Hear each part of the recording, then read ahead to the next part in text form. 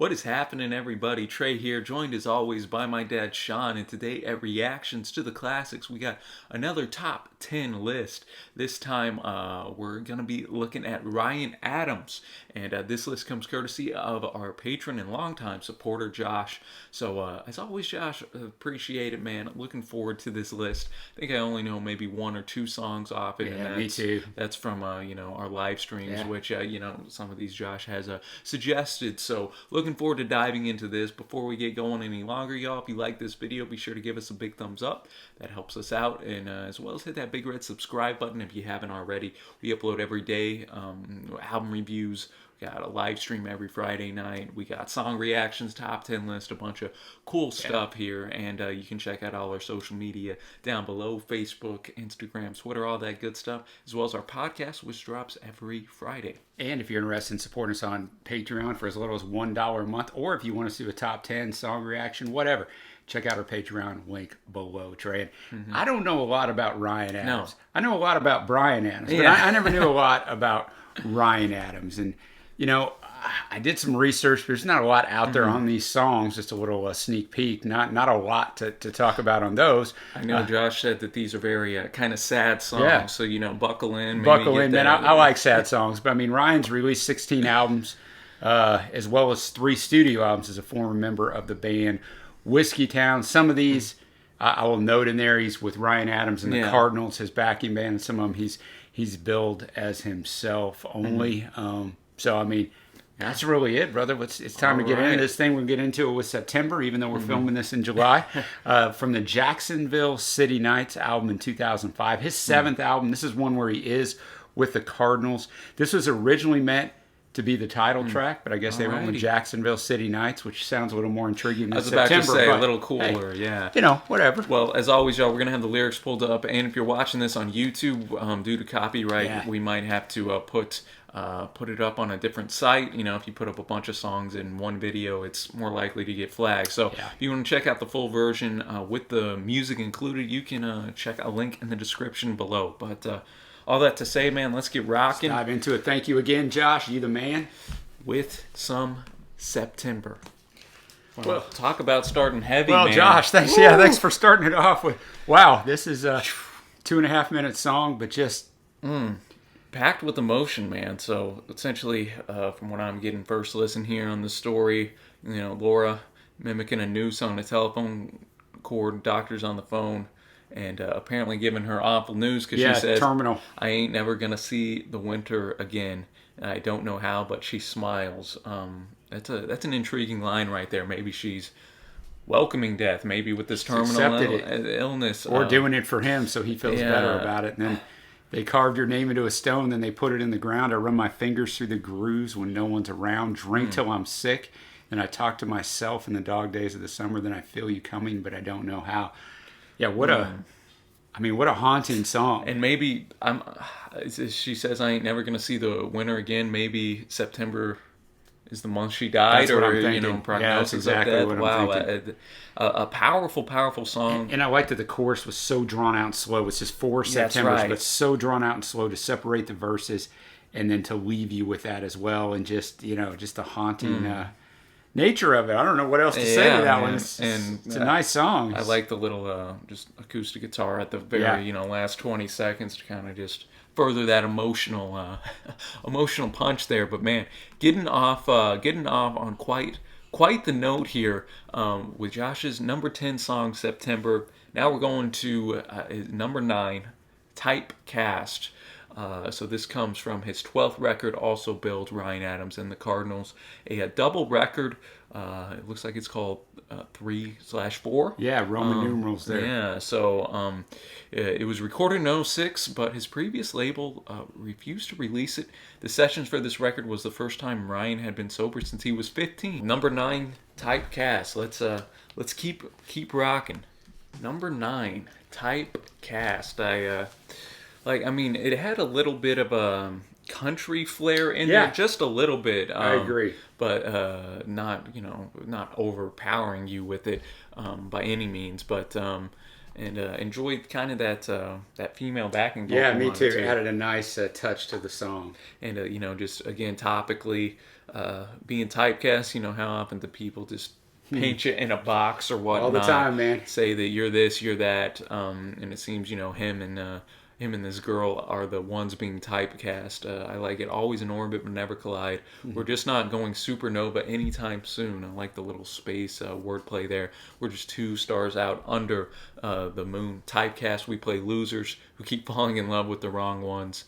We're typecast, what a show. Why won't they cancel us? Thought that was a nice verse right there. Just a cool way to kind of paint a subject that I think a lot of people can kind of relate to, being typecast in the wrong thing, never being able to find the right one. So a good choice at number 9 here. Agree. Bring us up just a little bit too, man. So take us to number 8, Crossed Out Name from Cardinalogy 2008, obviously with the Ryan Adams and the Cardinals, his 10th album. This one was picked, the album itself was picked 14th best of the year by Rolling Stones.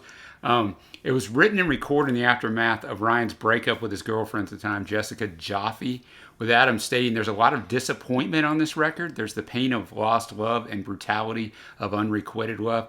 It was a dark place to go, but this time I managed to go there with a bit of balance. I tried to make sure that there was at least 1 or 2 lines in every song that, should someone be listening who is having a bad time, there's something there telling them to keep the faith. I wanted to find that hope. I didn't fully find it, but I was trying. So at least 1 or 2 lines in every song. No. So I wonder how this one's going to be. I like that. Crossed Out Name just sounds like, not a great upbeat song if you're the Crossed Out Name. All right, man. Number 8. All right, number 8, Crossed Out Name. A little different arrangement, kind of that we had. Introduced the piano there on the Crossed Out Name. A cool technique there, and again some great lyrics. I think that just get to the heart of what he's feeling at this time. Yeah, I agree, and I think I like his songs so far.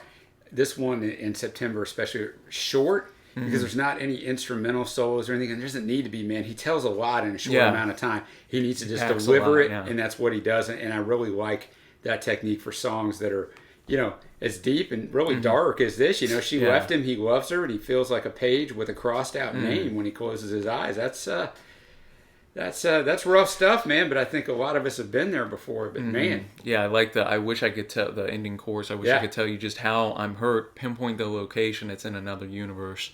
When I close my eyes, I see a fire so plain in my crossed out name. I like it. He's very hurt, but sometimes when we're hurting, we don't even know why or where or this or that. And I think him, reflecting that is a good. Just a good line that really spoke to me, man. Very impressive lyricism in these first 3 tracks here. And now we're going to go to number 7, Hard Way to Fall, again from Jacksonville City Nights from 2005. So let's see what we got here. This one, 4 minutes, so going to be our longest tune. A long one for Ryan. So let's see what we got, man. Number 7, Hard Way to Fall. What were your thoughts? My thoughts were it was excellent, man. I think the songwriting on it was fantastic. And it wasn't country, like it was, but it wasn't. It almost sounded like a steel guitar coming in there. You're right. I don't know if it was or not, but only in that part did it really. Yeah, kind of had that Americana roots rock type of vibe to it. More drums than anything we've heard so far. More of a full band type of thing, yet still with the same vibe of heartache, man, real heartache. And like you mentioned during this, when the song was playing, like speaking to the next guy, wishing him the best, giving him some advice here. Yeah, if it's got to be you, treat her nice, hold her hand, and tell her twice that she doesn't have to worry. It'll be all right. It's all right this time. Maybe he's recognizing some of his that's what I think his too. mistakes. Like he screwed up and just truly does want her to be happy. And then that see her smiling at him, that used to be me. That was tough. That was a big. But we used to be line. something, but something happened to me. So that kind of tells you, like, he realizes it now in retrospect, which is so often the case when things go south, whether it's a relationship, a job, whatever it is. You kind of you figure it out once it's too late. It's a hard way to fall, man. Especially when that heart breaks. Yeah, this and September are my favorites up to this point, and they're both off this Jacksonville City Nights. I just really enjoyed the arrangement on it, and yeah, it's quite good, as you mentioned it, man. So this will be a record I gotta check out, man. Josh, good list so far, and now we're gonna go to number 6 rather. I See Monsters from Love Is Hell, 2004, his fourth studio album. It was originally released as 2 EPs, Love Is Hell Part 1 and Part 2, at the insistence of Lost Highway, who deemed that the album was not commercially viable. A full-length album was released when the EPs proved to be more of a commercial success than anticipated. So, number 6, I See Monsters, man. I'm telling you, I was getting huge Elliott Smith vibes there. Some either or Elliott Smith vibes. So I enjoy that because I'm a big fan of Elliott Smith. But one of my favorite choruses thus far, just the way it was delivered, just that softness in his voice. Yeah, I thought it was definitely, you mentioned at the start, a different vocal delivery, much quieter, much softer, which, is obviously trying to convey the emotion. Yeah.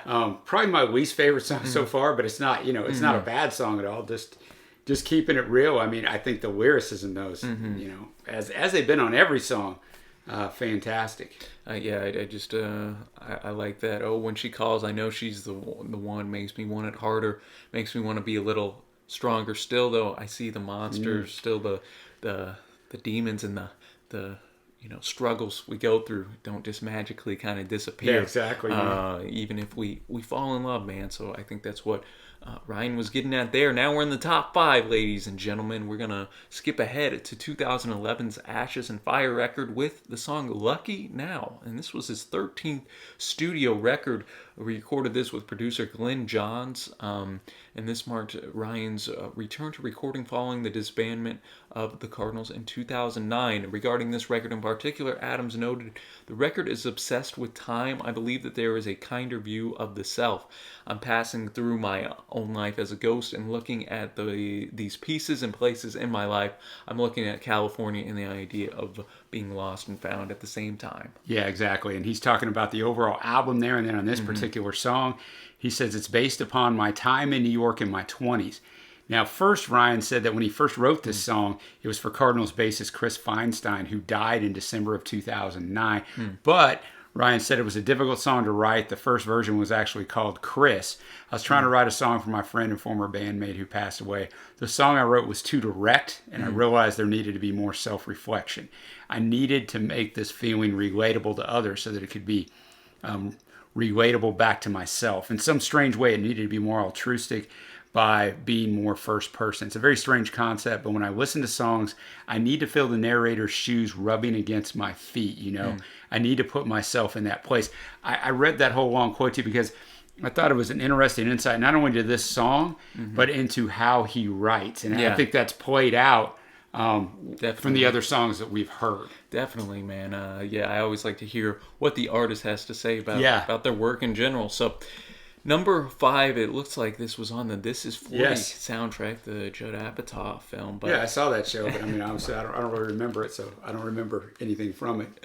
All right, Lucky Now in the top 5. Let's get it. Lucky Now. What were your thoughts? Best produced. I saw where, I know you're looking at too, where Norah Jones was played piano. I was hoping she'd come in on a little bit of those backings, but obviously getting to work with Glenn Johns, who's worked with everybody from the Beatles to the Stones to the Eagles to the Who. I mean, he's worked with everybody around. I think the production sounds just fantastic. It's just I'd agree, best produced up to this point. Really well put together song. I thought he sounded the best that he sounded so far. This one was I think definitely worthy of the number 5 spot up to this point, man. Really just enjoyed that soft piano in the background, and just the lyricism. Just I don't remember, were we wild and young? All that's faded into memory. I feel like somebody I don't know. Are we really who we used to be? Am I really who I was? That's one of the themes seems to be popping up in his work a lot. That I'm not who I used to be. That looking back, almost that nostalgia of better days, maybe in a sense. So I enjoyed that, and then the chorus, very very pleasant melody Yeah. in that part in particular. So I dug this one, I do man. too, man. A lot. Just a pleasant sounding song, and the interlude, the hey hey, kind of just let that musical backing breathe a little bit, which I enjoyed. And now we're gonna go actually to a live version of the song "How Much Light" live at Carnegie Hall in 2015. Yeah, it's an So. incredibly long album, so it's pretty cool. He played for a very long time there. So All right, man. So let's get rocking. Number 4, How Much Light. I always kind of enjoy some live versions. I do so too. I'm glad, Josh, you included one here. Me too. How Much Light. That was one of my favorites thus far. And I think Ryan, I mean, he sounded so good because Yeah. I think normally, obviously the songs we listen to are very stripped back in general. So when you switch that live setting, it's not, like there was a bunch of studio techniques on Yeah, these no, I was thinking the same albums. thing. Like at Carnegie Hall, it was like a perfect setting. Yeah. He's a guy you can pull it out, you can walk in there with his acoustic and like, let's Yeah. go, man. So sounded great, and like no break for a proper chorus or anything, just one long going let's in. go. So yeah, I thought it was really good. Probably my favorite vocal performance by him Yeah. thus far too. Just that emotion, voice, cracked a time or two there, which I like when artists just go out and I do and too. bear their all here. And again, look, returning to that theme of searching for love, searching for somebody, and all my life I've been searching for something, and I could never get it right. And then I found you. I've never seen so much light. So this girl is his light in there, Yeah. and I just like the way he progressed the song in that regard. So good choice there, Yeah, Josh. very good choice. At number 4. All right, that takes us to number 3 now. We're in the top 3. We got Meadow Lake Street from the Cold Roses record, 2005. This was actually his first record with the Cardinals and his 6th studio record overall. So a little longer tune for Ryan, at least 4.5 minutes. But let's get it. Let's go on down to Meadow Lake Street, Trey. Meadow Lake Street. I'll tell you what, in that chorus there, especially the "Why Do I Dream of You," got some Uncle Neil vibes there a little bit, Yeah. kind of after the Gold Rush era there. So I enjoyed the song. The longer it went, the better it got. Like, Yeah, I agree. Like once the bridge hit and the differentiation of the instrumentation. Yeah. Boy, I'm trying to use big words here.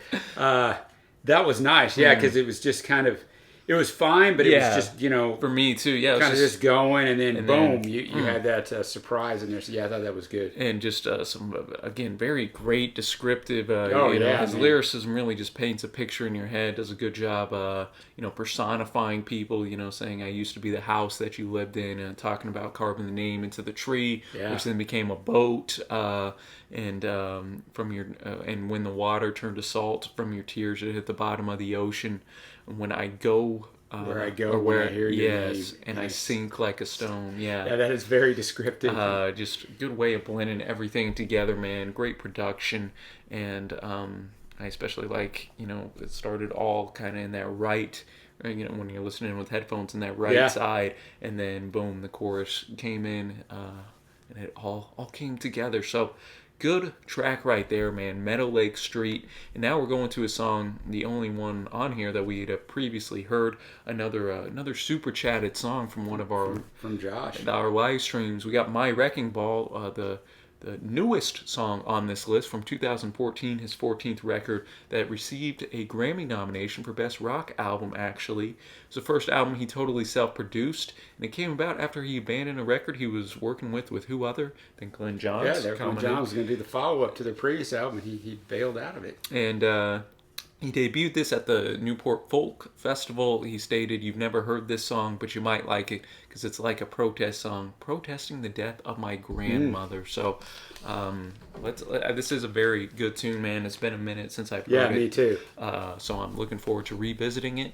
We got My Wrecking Ball coming in at number 2. Powerful tune Oh, again. just fantastic, man. Harkens back a little bit in theme to September, which was Yeah. our first tune, dealing with the death and just Yeah. the struggle of dealing And I with think that. you can view this as death or the death of a relationship I- either way as you read the I lyrics. agree, man. It kind of goes with both things. Yeah. And I like how he's saying, I wish I could call you. I wish you were still around. Nothing much in the tank. Somehow this thing still drives. I like that because he's talking about himself, like the Right. human body, but going kind of in a car metaphor there, and then lying in the bed at night feeling like I'm somebody else. My thoughts inside my head get lost inside the haunted house.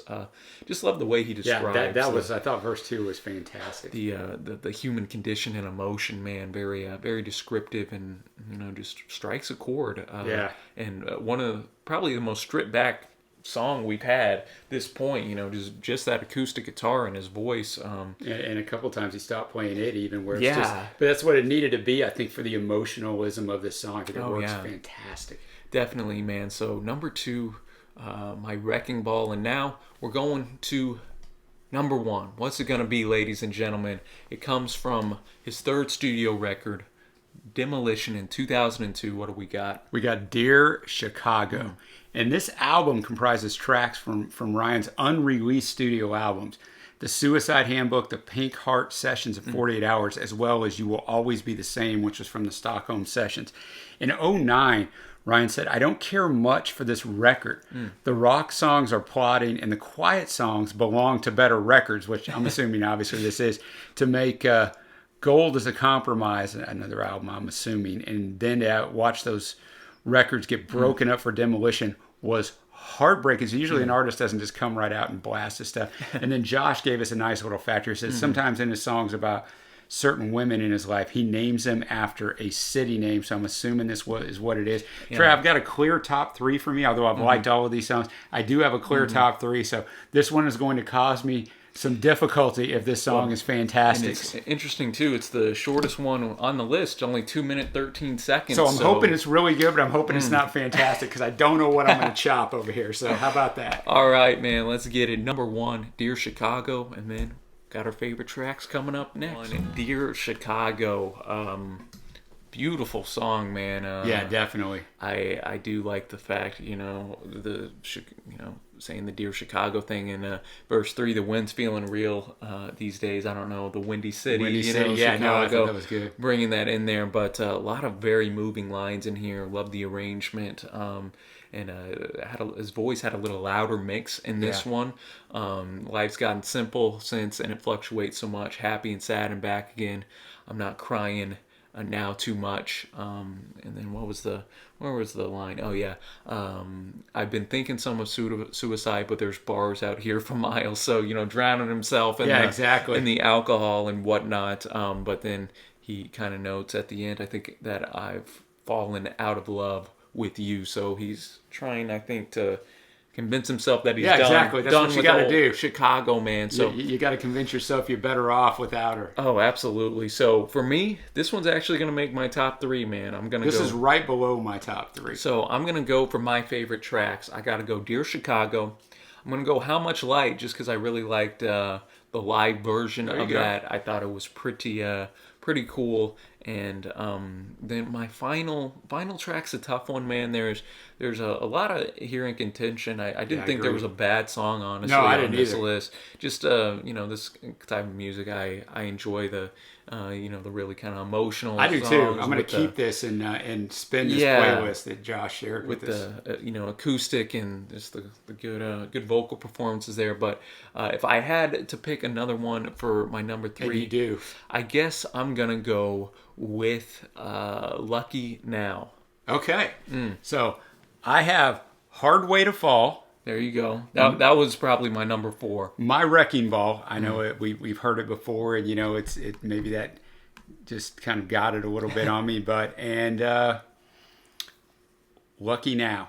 There you go. So Lucky Now. We were the same on that one, but then had different on the others. That's why. So that tells I'm that's always curious what we got on there. But man, good list here. Good list, Josh. Real good list. I know Ryan's got obviously controversy. He does these days, but as a musician, tremendous man, and kind of interesting. He just for some reason never really got over in the mainstream, but an excellent songwriter, man. Excellent. Absolutely. Let us know, y'all, your favorite Ryan Adams tunes down in the comments below. Very prolific artist too, with not only Whiskey Town but with himself. That's a lot of albums That is a to lot of churn albums. out in 2 decades. So, as always, Josh, really appreciate the Yeah, support, thank you, man. Josh. And until next time, thanks for watching, y'all. Happy listening, and we will see ya.